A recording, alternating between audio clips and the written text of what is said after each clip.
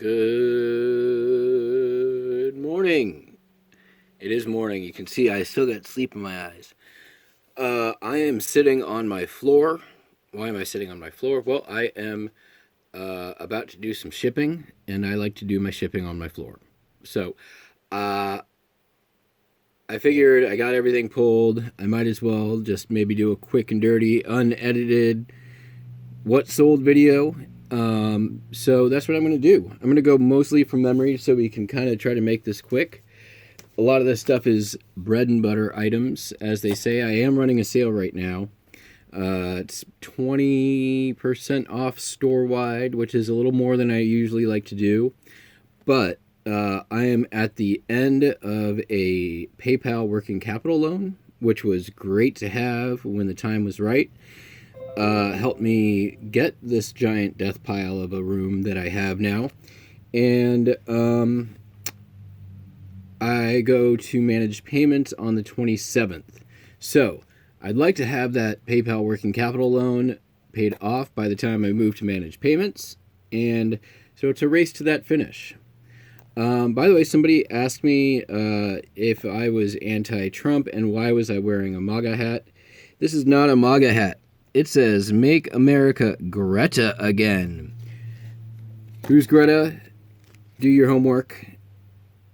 Our asshole president shouldn't be picking on adolescent girls, no matter how outspoken they are.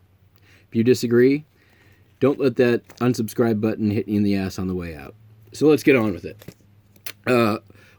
This is my shipping room. What can you see here? There's this neat print there. There's my sign. There we go. There's the Enema Man. There's a happy face over there. That's my computer screen. Got a jacket hanging up there. Some tools. Back here is a cabinet. Pretty cool, huh? Okay. Anyways, moving on. Beatles. Strawberry Fields Forever. And Penny Lane, 45. The picture sleeve on this is super nice. The record, not so nice. Otherwise, would have probably gotten a lot more. That sold for $50 plus shipping in about 3 minutes. So that was a pretty nice sale. Came in yesterday. That was not on sale. Got a few records going out today as well. We've got the Rolling Stones, Live If You Want It. Actually, really common Rolling Stones record. This one only sold for about $10 plus shipping. Was not on sale. I didn't put anything on sale under $15. We've got Aliens Laserdisc box set. That sold for $20 plus shipping. Alright. Here's another nice one. Quincy Jones. Bossa Nova. This sold for about $43 and change plus shipping. This was on sale. I love the cover art on this one. Some might call that cheesecake. I don't know. I like that. I just think it's cool. And then another album. This one's really cool. We all know this guy. Hey, I get no respect. No respect, I tell ya. That one sold for, I believe, $15 plus shipping. So, records are always a good seller for me. Nice bread and butter item. If you're not selling records and you think that it is too hard to learn to grade them or what to look for, you know what? It's worth learning. It took me maybe 3 months of just going through records to get pretty good at it. I've got a pretty low return rate. Most of my customers are very happy with my grading. I always grade very conservatively. So, do some research. The way that I did it is I found somebody else selling records. I looked at their grading system. I said, hey, I think I can do this. I copied that grading system. I paste it into every single one of my listings. It discloses to my customer exactly how I arrived at a particular grade for a record. and then I just disclose it in the listings. I also offer free returns, so if somebody disagrees with me, just send it on back, and usually I just relist it and it sells right away. So there you have it. What else we got in here? We've got a Dreamcast controller that sold for, I believe, $34. Free shipping. That got caught up in the sale. Oh well, it moved. This here is a Pie Bird. It's a little vent for sticking in your pie and letting out the steam. This came in a estate auction lot with some salt and pepper shakers. See there's butt. There's the hole in the top. No maker's marks or anything on there. If I could have found anything more specific on it, I probably could have gotten more money. That's going out $15, free shipping. I'll just send that out well protected in a box first class. Next few things all went out to the same person, and they actually bought these things at like 3 different times over the course of 24 hours. And they are some vintage McDonald Land birthday items. So we've got the Hamburglar, a Ronald hat, Grimace, and some other little hats here.